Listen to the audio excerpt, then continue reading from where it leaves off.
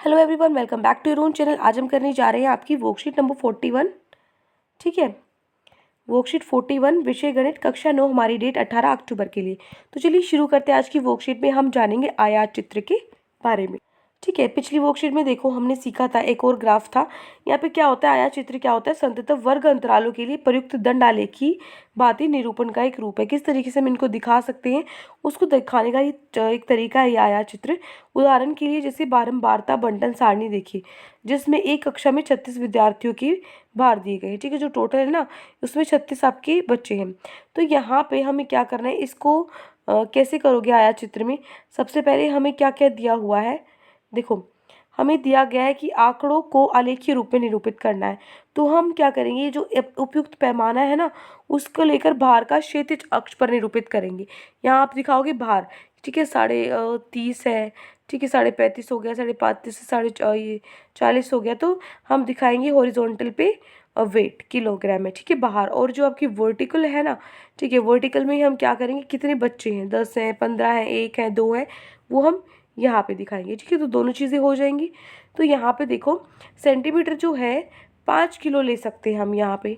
ठीक है, सेंटीमीटर। साथ ही क्योंकि पहला वर्ग अंतराल जो है, ये वाला जो वर्ग अंतराल है, ये शुरू हो रहा है तो ना कि शून्य से, ये देखो 0 से स्टार्ट नहीं हो रहा, सीधा 30.5 से स्टार्ट हो रहा है। इसलिए एक निकुंज किंग का चिन्ह बनाकर ये अक्ष में एक क्योंकि पहला वर्ग अक्ष में एक विच्छेद दिखाकर इसे हम आलेख पर दर्शा सकते हैं। जैसे यहाँ पे देखो क्या है, आपका 0 से तो स्टार्ट नहीं होगा, है ना, 0 से तो स्टार्ट नहीं होगा, डायरेक्ट 350 से स्टार्ट होगा। तो हम क्या करेंगे, जैसे ये बना रखा है ना यहाँ पे, इसका मतलब होता है कि बीच में यहाँ पे और भी नंबर है।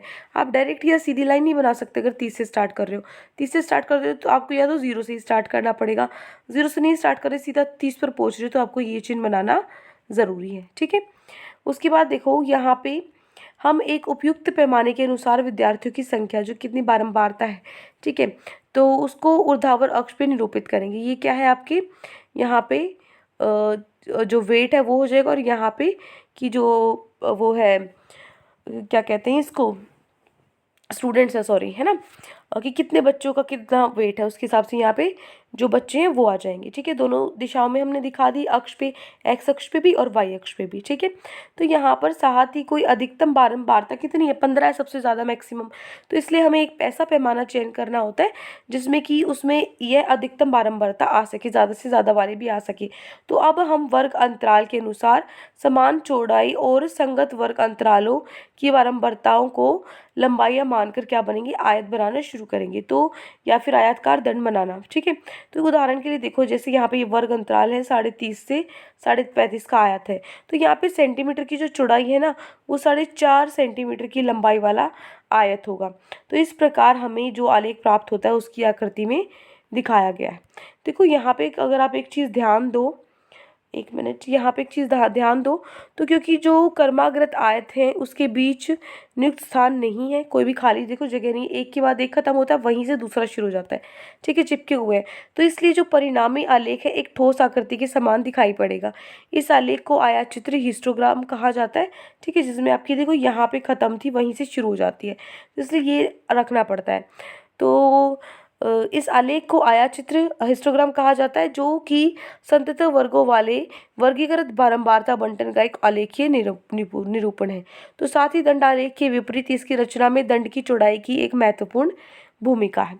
अब देखो आपको क्वेश्चन आंसर कैसे करने हैं, आपको क्या करना है, एक पार्क में खेलने वाले विभिन्न समूह के बीच बच्चों की संख्या का एक सर्वे किया गया है। ठीक है, उनसे आपको 1-2 क्वेश्चंस पूछने हैं।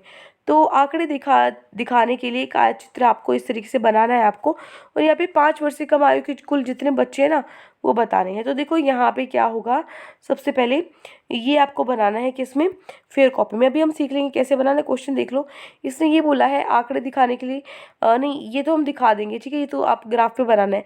फिर इसने पूछा है 5 वर्ष से कम आयु के कुल बच्चे, 5 वर्ष से कम, देखो ये 5 वर्ष से कम है। ठीक है, तो यहाँ पे क्या होगा, 6 + 3 + 5 कितना होगा, 6 + 3 9, 9 + 5 14। तो यहाँ पे आप आंसर लिखोगे 14। ठीक है, पूरा भी लिख सकते हो 14। 5 वर्ष से कम आयु के कुल 14 बच्चे थे। ठीक है, कितने की जगह 14 लिख दो, हो गया। अब हमें क्या करना है, सिर्फ आलेख बनाना है, ग्राफ बनाना है। तो देखो ग्राफ कैसे बनाएंगे, देखो जो आपकी टेबल दी गई है ना, उसमें ये लगा ऐसे हैं, देखो 1 से 2, 2 से 3, 3 से 5। यहाँ पे तो एक एक अंतर था, यहाँ पे 2 आ गया है ना। यहाँ पे 5 से 7 2 आ गया, फिर से यहाँ 7 से 10 यहाँ पे 3 का अंतर आ गया है ना।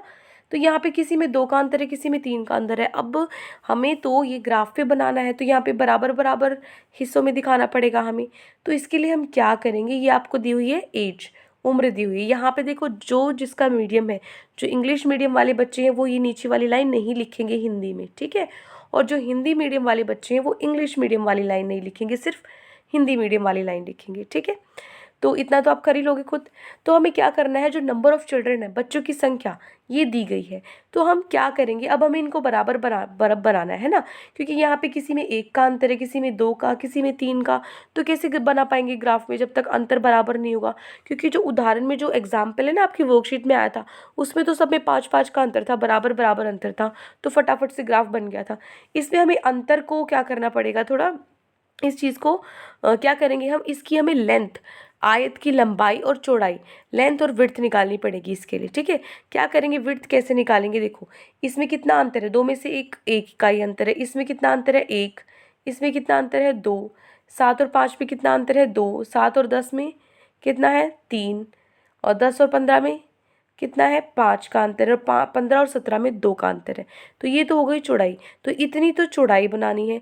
और लंबाई कितनी बनानी है, तो लंबाई निकालने के लिए क्या करेंगे हम, जो लेंथ है ना, ये ऊंचाई कितनी बनानी है, उसके लिए क्या करेंगे हम, यहाँ पे 15 डिवाइडेड बाई 1, जो ये आपकी चौड़ाई है ना, इससे हमें डिवाइड करना है, ठीक है ना। 1 से हमने किया तो क्या आ गया यहाँ पे 5। उसके बाद अगले में यहाँ पे 1 ही था, तो 3, इसको देखो 3, ये आ गया ऊपर, चौड़ाई आ गई नीचे, ठीक है, इस तरीके से, ठीक है। तो यहाँ पे भी क्या आया, 3। उसके बाद यहाँ पे 6 और 2, इनको डिवाइड करो तो कितना आ जाएगा, 3। फिर यहाँ पे 12 और 2 को डिवाइड करो, 6, ये तो यहाँ पे एक ही रहेगा सब में, ठीक है। उसके बाद यहाँ पे 9 को डिवाइड करो 3 से, 3 आएगा। 10 को 15 से करो 2, 5 से 2 आएगा। 4 को 2 से करो, यहाँ पे 2 आएगा, ठीक है। तो ये आपकी क्या हो जाएगी, ऊंचाई हो जाएगी, ठीक है। तो आपको 1 से 2 के लिए क्या बनाना पड़ेगा, चौड़ाई 1 बनानी पड़ेगी और ऊंचाई 5 बनानी पड़ेगी। तो ज़्यादा से ज़्यादा ऊंचाई कितनी है, 6 है। तो ग्राफ पे 6 दिखाने के लिए देखो ये आप ग्राफ बनाओगे, ठीक है। ये है आपका ग्राफ, दिख रहा है अच्छे से, छोटा सा ही ग्राफ है बिल्कुल। क्योंकि जो अंतराल था ना, ये कितना है, 6 तक ही बनाना है, सबसे मैक्सिमम ऊंचाई। तो यहाँ पे क्या करेंगे, पहला था 1 से 2, ठीक है, 1 से 2 है, ठीक है। कितनी ऊंचाई थी उसकी, 5 थी, तो हमने 5 तक बना दिया। फिर क्या था, 2 से 3 था, ठीक है, तो 2 से 3 था, 3 तक की ऊंचाई थी। फिर 3 से 5 था, 3 से 5, ये 3 4 ये 5, ठीक है। ये कितना है, जो विड्थ है वो 2 है, 1 2, ठीक है ना। तो 3 से 5 ये हो गया। उसके बाद 5 से 7 था, 5 से 7 ये है, ऊंचाई 6 होनी चाहिए थी। इस तरीके से हमने यहाँ पे देखो 5 का गैप था ना, जो 10 से 15 वाला था, उससे 5 का गैप था, तो वो इतना चौड़ा बनेगा आपका, ठीक है। तो यहाँ से ये कितने पर था, 2 पे था। तो इस तरीके से आपको बना लेना है। यहाँ पे ये क्या उम्र आपको दी गई है, और ये आपको क्या दिया, जो जितने बच्चे हैं टोटल वो। तो इंग्लिश मीडियम में सिर्फ लिखोगे age in years, number of children, ठीक है। और हिंदी मीडियम वाले बच्चे लेंगे सिर्फ हिंदी में। तो ये आपको बनाना है ग्राफ। तो ये हो गया आपका क्वेश्चन का सोल्यूशन, ये हो गया आपका आंसर, ठीक है। आगे अच्छे से समझ, कोई भी दिक्कत हो, अच्छे से नहीं समझ में आ रहा तो कमेंट सेक्शन में मुझसे पूछ सकते हो। और अगर आपको लेक्चर अच्छा लगे तो चैनल को सब्सक्राइब कर सकते हो, वीडियो को लाइक कर सकते हो। आज के लिए इतना ही, मिलते हैं नेक्स्ट वीडियो में। Till then take care, bye bye.